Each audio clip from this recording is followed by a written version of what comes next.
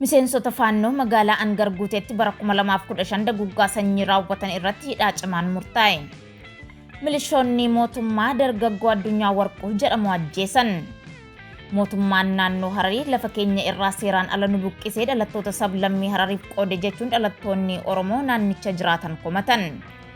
Kun angafoota oduu keenya guyyaa har'aati yoo Shumaar Kafuunii akkam jirtan hordoftoonni YouTube chaanaalii keenya bakka jirtanitti nagaan isiniif haa ta'u jecha gama bal'ina oduu keenyaatti otoo hin darbiniin dura kanneen YouTube chaanaalii keenyaaf haaraa taatan subscribe gochuun hanga xumura oduu keenya guyyaa har'aatti akka nu waliin turtan kabajaan isin affeerra. Bal'ina oduu keenya guyyaa har'aatiin bara 2015 akka lakkoofsa Itoophiyaatti miseensonni faannoo uummata Oromoo jiraattota magaalaa Angarguutee irratti daguggaa sanyii raawwatan 8tti murtiin hidhaa cimaa kenname. Sadaasa 24 bara 2015 akka lakkoofsa Itoophiyaatti daguggaa sanyii uummata Oromoo magaalaa Angarguutee irratti raawwataniin himatamuun waggaa 3 mana murtiitti deddeebi'aa turanis jedhameera.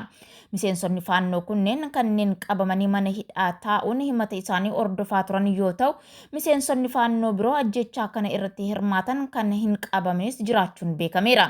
Haaluma kanaan warra qabamanii mana murtiitti dhiyaachuun himata isaanii ordofaa turan irratti manni murtii godina Wallagga Bahaa murtee hidhaa cimaa dabarsee jira. Namoota qabamanii mana hidhaa turan kana manni murtichaa hidhaa cimaa waggaa 13 hanga 23 gidduu tokkoon tokko isaanitti murteesseera jechuun maddeen himan. Geetaachoo Shifarraa waggaa 23, Ababaayyoo Admaasuu waggaa 23, Isheetuu Kabbadee waggaa 23, Solomoon Asaffaa waggaa 22, Jamaal Siraaj waggaa 14, Ahimada Alamaayyoo waggaa 13 fi Baatijaa Sintaayyoo Addis waggaa 13 fi Baatijaa Indiriis Hasan waggaa 13 fi Baatijaa itti murteesseera. Kanneen biroo kan mana hidhaa keessatti argaman Mulu Alem Anteenee fi Inspektar Kumsaa Mokonon dabalatee kanneen hanga yoonaa hin to'atamin jiran murtee eeggataa jiraachuutu ibsame. Odeeffannoo biraatiin godina Wallagga Bahaa aanaa Giddaa Ayyaanaa ganda Geendoo jedhamutti milishoonni mootummaa guyyaa kaleessaa galgala jechuun sadaasa 6 bara 2025 dargaggoo maqaan isaa Addunyaa Warquu Amanuu jedhamu ajjeesu maddeen himan. Dargaggoo kana haala suukkanneessaan rasaasa 3 itti dhukaasanii maatii fuulduratti ajjeesuun himameera.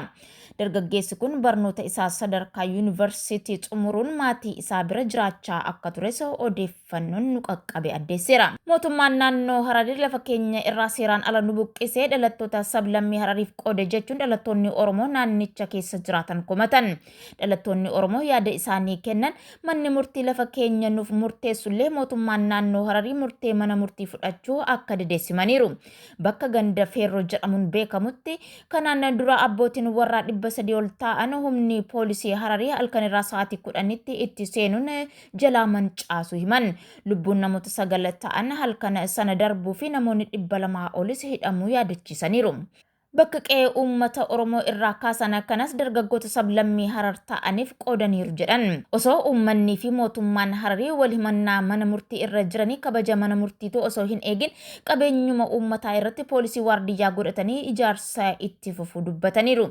Uummanni himannaa gara federaala darbee akka ture eeranii dhiyeenya kana uummanni akka haqa qabu murtaa'uuf dubbatan. Mootummaan naannoo Hararii murtichaa fudhachuu didee lafa qaama biraaf dabarsee kenne poolisii bobbaasee eegaa fi ijaarsisaa akka jiru namoonni yaada kennan dubbataniiru. Uummanni qe'ee irraa buqqifamee haala hammaataa keessa akka jirus dabaluun eeranii jiru. Egaan kabajamtoota daawwattootaa fi hordoftoota YouTube chaanaalii keenyaa oduun guyyaa har'aaf qabanne isinitti dhiyaanne kanneen hanga ammaa turanidha. Ammalleen isin yaadachiisuuf kanneen YouTube chaanaalii kanaaf haaraa taatan subscribe gochuun akkasuma yaada keessan nuuf qooduudhaan waliin turaa isiniin jecha. Oduu kana qopheessee isin biraan ka'uun kan isin faana ture an Hawwii Maamuduu oduu biraan hanga walitti deebinutti turtii gaarii qabaadha.